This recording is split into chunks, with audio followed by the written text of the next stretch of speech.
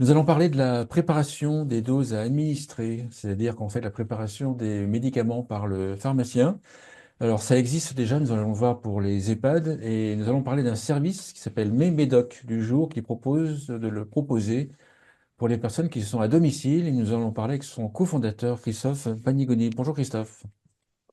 Bonjour Frédéric, ravi Vous d'être vous là. présenter, parce que votre parcours, je trouve, il est intéressant, d'où vous venez, votre expérience, etc. Et après, on va parler de Mes Médocs du jour. Alors, mon parcours, il est un parcours dans l'industrie pharmaceutique, dans un acteur leader du médicament générique pendant plus de 20 ans, qui est encore leader aujourd'hui. Et ce qui m'a fait approcher le monde de la pharmacie et le monde de la PDA, donc de la préparation des doses administrées, parce que ce laboratoire-là a été l'un des premiers à s'impliquer auprès des pharmaciens pour faciliter la préparation des doses administrées. Je suis, dans le cadre de ce laboratoire, je suis aussi parti à l'étranger et sur lequel j'ai fait aussi de la préparation des doses administrées. Et après cette expérience de 8 ans à l'étranger, lorsque je suis revenu en France, ça m'a tenu à cœur de dire, bah, tiens, 8 ans après avoir quitté la France, où en est la préparation des doses administrées? Donc les maisons de retraite sont équipées, quasiment 90% des maisons de retraite aujourd'hui de toute taille d'ailleurs, sont équipés de préparation de doses administrées. Donc, c'est le pharmacien qui prépare les médicaments par dose et par moment de prise. Et en ambulatoire, donc le patient à domicile, et ben là, malheureusement, on est tombé sur un vide. Il y en a très peu, il n'y en a quasiment pas. Et donc, c'est là où je me suis dit, mais c'est dommage parce que la préparation des doses administrées simplifie quand même énormément la vie et puis permet une meilleure observance. On suit mieux son traitement, on évite les oublis. Et de ce fait-là, eh ben, le traitement est nettement mieux suivi et il y a une meilleure qualité de vie. Les pharmaciens, que je comprenne l'environnement, parce que là, il va y avoir plein de questions. Les pharmaciens sont organisés pour ce que vous proposez. Comment ça marche en fait? J'imagine que les pharmaciens qui sont proches des EHPAD doivent être organisés, j'imagine. Mais comment ça se passe en règle générale sur ce sujet-là? Alors aujourd'hui, statistiquement, il y a à peu près 15%, entre 15 et 20%, les chiffres ne sont pas excessivement précis, mais il y a à peu près 15 à 20% des pharmacies qui sont équipées de systèmes pour faire de la PDA, donc de la préparation des doses administrées. Ensuite, il y a trois types de PDA. Il y a la PDA qui est complètement manuelle, c'est-à-dire que vraiment, là, c'est un blister que le pharmacien déconditionne et reconditionne selon la prescription du médecin. Et c'est lui qui remplit les alvéoles matin, midi, soir, nuit. Et donc, ça, en fonction de la prescription du médecin, et c'est lui qui le fait. Mais quoi qu'il en soit, il a toujours un outil de traçabilité. Donc, il sait exactement que le lundi matin, il y a eu tel médicament, avec tel numéro de lot, avec telle date de péremption, et ça, c'est tracé. Donc, ça, c'est une chose qui est très importante. Donc, il fait ça. Donc, ça, soit il fait ça de façon manuelle, soit de façon semi-automatique. C'est-à-dire qu'il va dire pour le patient, il a besoin de un comprimé par jour d'un anticholestérolémiant. Donc, à ce moment-là, le patient aura besoin donc, pour 28 jours de 28 comprimés. Le pharmacien déconditionne 28 comprimés et le système mettra directement au bon endroit le comprimé. Et ensuite, il y a des systèmes qui sont complètement automatiques. Là, vraiment, ce sont des robots où d'ailleurs le pharmacien a supporté un investissement très très fort, puisque l'investissement est de l'ordre de entre 100 et 200, 300 000 euros, où là, c'est complètement automatisé et c'est un process qui est quasi industriel, mais avec une fiabilité totale et absolue. C'est valable pour tous les médicaments, parce que là, j'imagine que ceux qui nous écoutent, ils vont se dire, oui, mais alors les sirops, comment ça fonctionne? Alors, c'est une très bonne question parce que, alors, pas tous les médicaments sont concernés, ne peuvent aller dans les sachets. Donc, bien évidemment, tout ce qui est sirop, tout ce qui est injection, tout ce qui est poudre, tout ce qui est orodispersible, donc un efferalgan par exemple, effervescent, ne pourra pas rentrer parce que il risque le comprimé va se dilater. Et puis certains produits très particuliers, les stupéfiants, interdits, des anticancéreux, parce que les anticancéreux peuvent polluer la machine. Et certains produits très particuliers comme les antivitamines K, donc ça c'est quelque chose où l'infirmier ou le médecin est tenu de faire un dosage 2 à 3 fois par semaine. Et donc comme le médicament peut être amené à changer très régulièrement, là les ARS disent non, ces médicaments on ne les met pas à l'intérieur parce qu'il y a un trop gros risque de gaspillage. Donc D'accord. pas tout. D'accord. Et alors, donc, en fait, la PDA représente combien, enfin, sur, je sais pas, sur 100 médicaments, ça représente combien, en fait? C'est la moitié, c'est 60%, c'est... Je dirais aux alentours de 70 à Ah, 80%, quand quoi. même, ah, quand même, Oui, oui, d'accord. bien sûr. Parce Les qu'aujourd'hui, pharmaciens, oui. pardon, Les aujourd'hui, pharmaciens sont... Pardon, pardon, allez-y, oui. il existe des alternatives où, avant qu'il y ait un grand avènement de la PDA, il y avait des médicaments qui étaient sous forme de poudre, par exemple, à faire fondre, et les industriels les ont créés en comprimés, justement pour faciliter la prise aussi. D'accord. Les pharmaciens sont payés pour cette tâche? Non, les pharmaciens n'ont pas d'acte. Ce n'est pas encore un acte qui est reconnu par la sécurité sociale et c'est ni remboursé par la sécurité sociale. Donc Quel est aujourd'hui, l'intérêt d'un pharmacien d'acheter un robot pour le faire automatiquement si c'est pas pris en charge? alors quand les pharmaciens ont investi, c'est qu'ils ont apporté un service très important auprès des maisons de retraite. Donc en fait, la maison de retraite a eu un gain alors c'est un bien grand mot, mais un gain de qualité sur l'efficacité du circuit des médicaments, puisqu'au lieu que ce soit une infirmière qui fasse le déconditionnement et la préparation, c'était fait par un pharmacien, donc ça arrivait déjà tout près, donc il y a eu un gain de temps énorme pour les maisons de retraite. Et puis, les pharmaciens, du coup, ont réussi à euh, recentraliser toutes les ordonnances d'une maison de retraite et de récupérer toutes les ordonnances pour faire cette prestation de service. Mais non, malheureusement, et c'est un grand débat depuis près de 15 ans aujourd'hui, où les pharmaciens n'ont pas d'acte, n'ont pas de rémunération pour ce service qui est plus qu'extraordinaire. Autre question, mais je crois avoir la réponse déjà. Est-ce qu'il n'y a pas un lobby de l'industrie pharmaceutique pour empêcher le développement de ce service-là? Parce qu'en fait, ça ferait consommer moins de médicaments.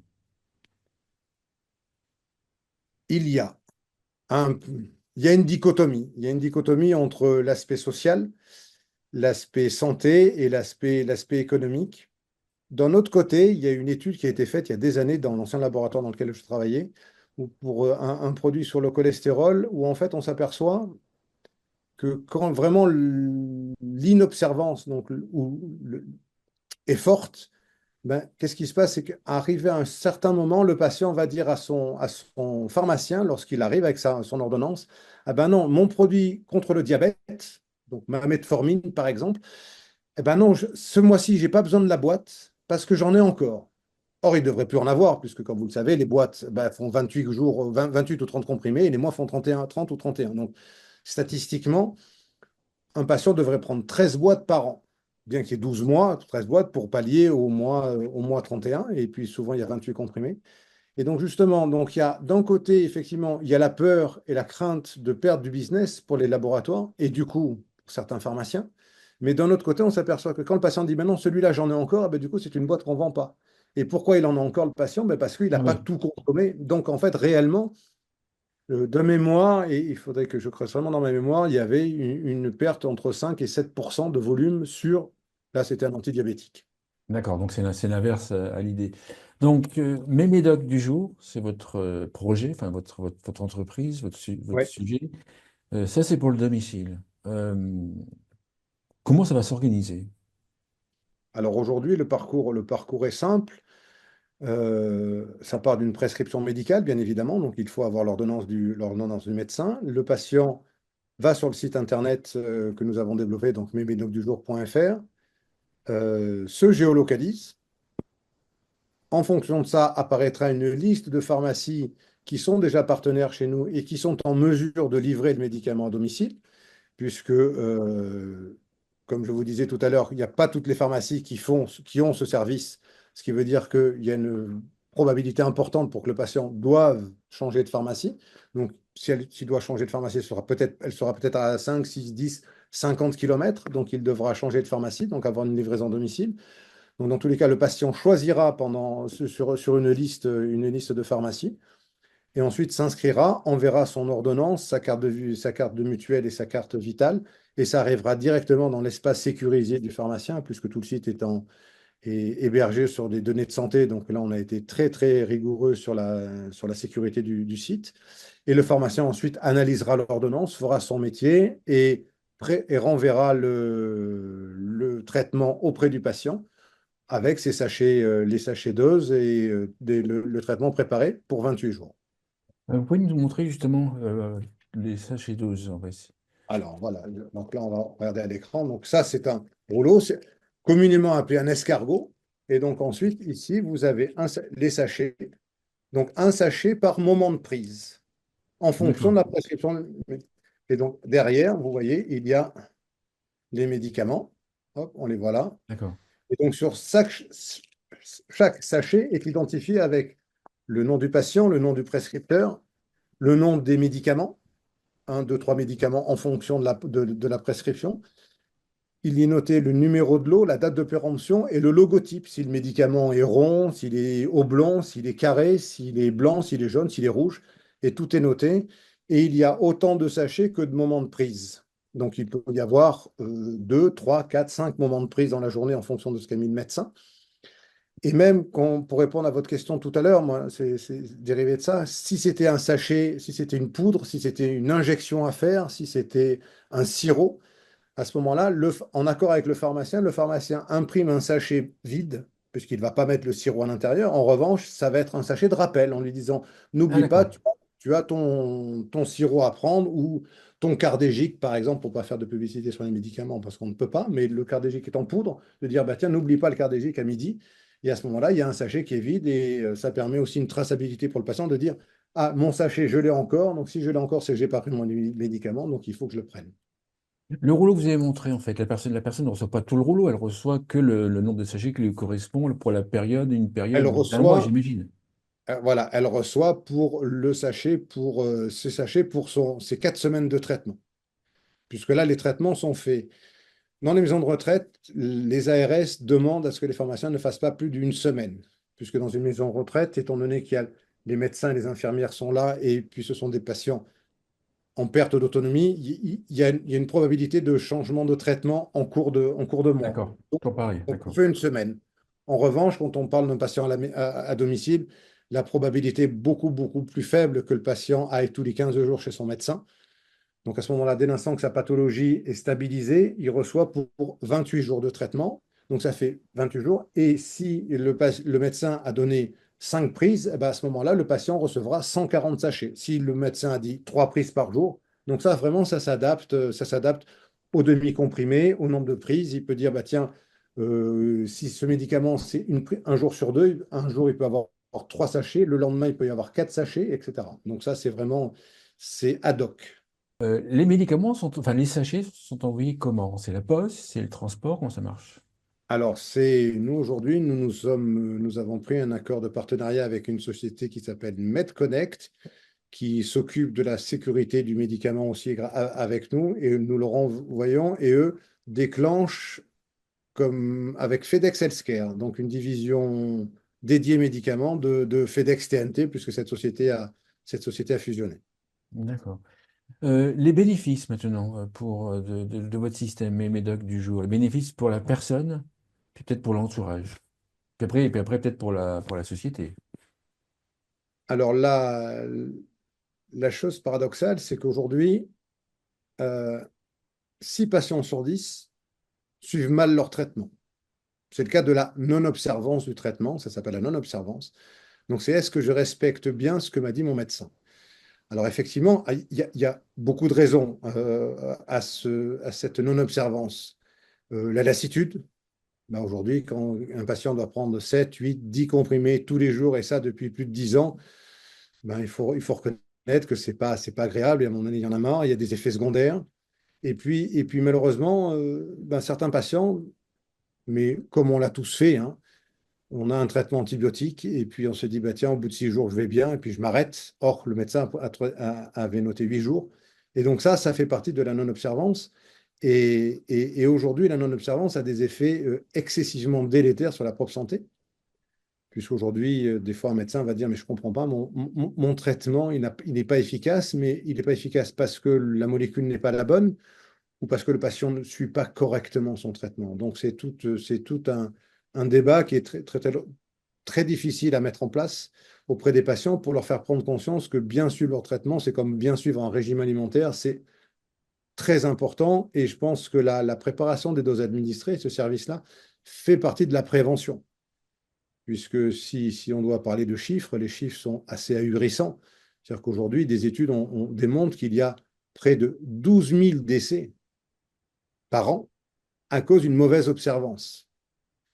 Il y a près de 130 000 journées d'hospitalisation alors que nos hôpitaux sont plus que saturés, ce qui fait quasiment 1 million de journées d'hospitalisation. Et puis, dans une période budgétaire très compliquée pour nous tous Français, eh ben, le coût serait aux alentours de 9,3 milliards d'euros par an de dépenses indues ou dues à une mauvaise observance. Il y a eu des études qui montrent que l'observance pourrait réduire de plus de 15% les hospitalisations. Est-ce que culturellement, un pays comme la France est prêt, on est prêt pour ce service de PDA? Pas encore. Il faut savoir qu'aujourd'hui, ce modèle de PDA, donc nous, aujourd'hui, les patients le découvrent. Quand j'étais au salon, je parlais avec des patients âgés, polymédiqués, mais ils découvrent, ils disent non, mais je ne connais pas. Alors qu'en France, ce service a été déployé depuis plus de 20 ans. Les premières pharmacies, en 2003 ou 2004, ont acheté déjà des robots en 2004. Donc, ça fait 20 ans aujourd'hui que c'est un système qui existe, donc une technologie qui est fiable. Mais dans des pays nordiques, anglo-saxons, Angleterre, Allemagne, Hollande, Belgique, la PDA est monnaie courante, puisque alors, le système de santé est un petit peu différent, le système et le maillage des pharmacies est un petit peu différent. Mais par exemple, en Hollande, il y a des centres avec des 20, 30, 40 machines, des centres de 10 000 mètres carrés qui font que ces sachets toute la journée, qui gèrent 40 000 patients par semaine. Donc, c'est aujourd'hui Ouais. monnaie courante. Nos amis d'Amazon font ça, ça s'appelle le PillPack. Et Amazon, donc Jeff Bezos, a fait du PillPack aux États-Unis. Donc, nous, on n'est pas encore sur ce modèle. Pourtant, un rapport de l'Académie de pharmacie de 2013 dit la préparation des doses administrées est une nouvelle façon de dispenser le médicament. Donc, c'est un argument qui est très ancien, mais qui n'arrive pas à passer le cap pour des tas de raisons. Et je crois que vous l'avez dit aussi, un lobbying pharmaceutique fort, puisque nous avons des laboratoires français qui sont puissants. Et aujourd'hui, on en parle parce que je vais être très méchant, mais il y a une petite partie de greenwashing comme font certains Jaguar qui font des voitures électriques. Donc c'est un petit peu le même principe. Comment est-ce qu'on fait pour faire connaître dans cette situation les médocs du jour? Alors aujourd'hui, j'ai communiqué, nous avons communiqué auprès des patients directement, mais faut-il être honnête, ça a eu peu de répercussions. Donc aujourd'hui, le meilleur moyen, ce sont les professionnels de santé qui sont au quotidien de nos seniors, donc que ce soit les infirmiers, que ce soit les sociétés d'aide à domicile, qui au quotidien vont voir les patients et se rendent compte de la polymédication, donc les patients qui prennent plus de 5, 6, 7, 8, 10 médicaments par jour, qui, pour eux, préparent leurs médicaments, s'aperçoivent que c'est très complexe, puisque qu'est-ce qui ressemble plus à un comprimé blanc qu'un autre comprimé blanc, sauf qu'en deux molécules, une va être pour gérer le mal de tête et l'autre, ça va être pour réguler le rythme cardiaque, donc deux choses qui sont complètement à l'opposé et complètement différentes. Et donc, ce sont, oui, ces personnes-là qui, au quotidien, s'aperçoivent comme il est compliqué pour un patient de bien suivre son traitement. Et c'est aussi de redonner une petite part d'autonomie, parce qu'il n'y a pas assez d'infirmières aujourd'hui qui peuvent aller chez tous les patients, tous les patients. Donc, aujourd'hui, il y a des patients qui se débrouillent tout seuls, sans être faits par un professionnel, donc avec tous les risques inhérents à des erreurs de médication.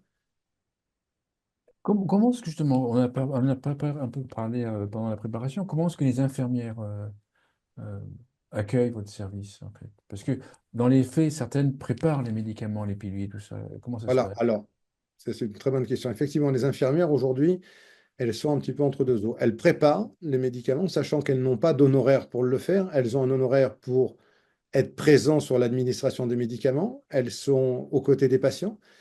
Mais aujourd'hui, quand elles préparent un pilulier pour une semaine, eh ben, elles n'ont pas de rémunération directe pour ça. Donc, elles font ça par bienveillance. Après, l'infirmière, et aujourd'hui, nous, on est en rapport avec des sociétés, des SIAD, donc des sociétés d'infirmières, qui effectivement nous disent mais moi, j'aurai un gain de temps énorme si j'arrive et j'ai le traitement qui est déjà préparé, sachant qu'il a été préparé non pas, il a été préparé par un pharmacien, non, c'est le métier qui fait ça tous les jours, qui a des systèmes technologiques de contrôle. Et aujourd'hui, elles arriveraient et elles n'auraient plus qu'à, et ça on va mettre bien, bien évidemment des guillemets, Plus qu'à préparer le sachet, administrer le bon médicament au bon moment et avec un gain de temps énorme pour elle, ce qui lui permettrait soit euh, d'être plus proche encore du patient, parce qu'elle aura plus de temps à lui consacrer, à discuter, à parler d'effets secondaires, par exemple, plutôt que de parler de perdre 20, 25 minutes ou 30 minutes juste à la préparation des 12 comprimés par jour. Parce qu'il faut savoir, aujourd'hui, on parle de polymédication, donc ça, c'est un terme de l'OMS qui dit que ce sont les patients qui prennent plus de 5 comprimés par jour. Et en France, il y en aurait 7 millions de personnes de plus de 65 ans. Mais il y a plus de 1,8 million de personnes qui prennent plus de 10 comprimés par jour.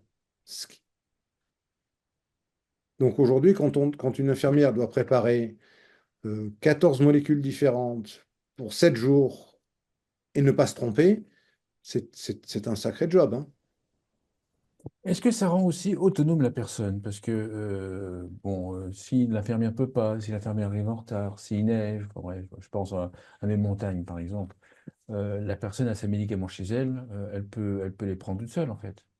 Ah, nous sommes convaincus que c'est, contrairement à ce qu'on pourrait croire, c'est pas parce on fait quelque chose pour quelqu'un que c'est une perte d'autonomie. Non, c'est un gain d'autonomie parce que imaginez la personne qui est à domicile, qui est encore 100% valide, qui se dit, bah, tiens, je vais partir 2 jours chez mes enfants, plutôt que de partir avec ses 10, 12 boîtes de médicaments, ou le pilulier qui est un pilulier plastique format A4, voire même des formats A3, donc qui sont gros.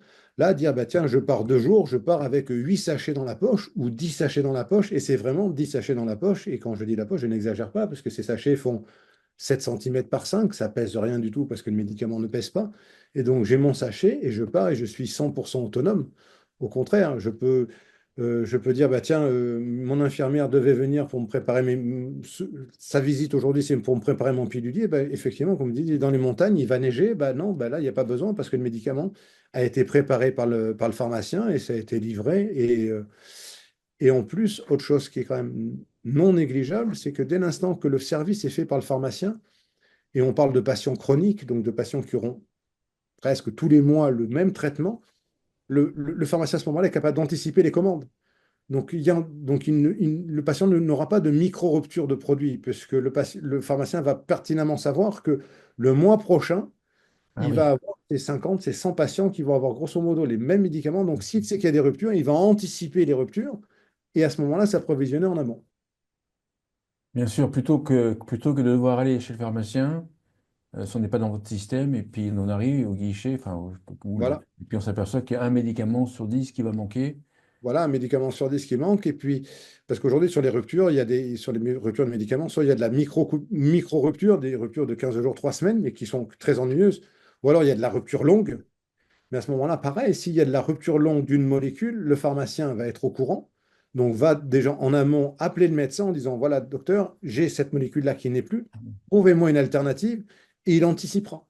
Parce qu'il va savoir exactement quels sont les besoins de ces patients-là. Donc, il pourra l'anticiper.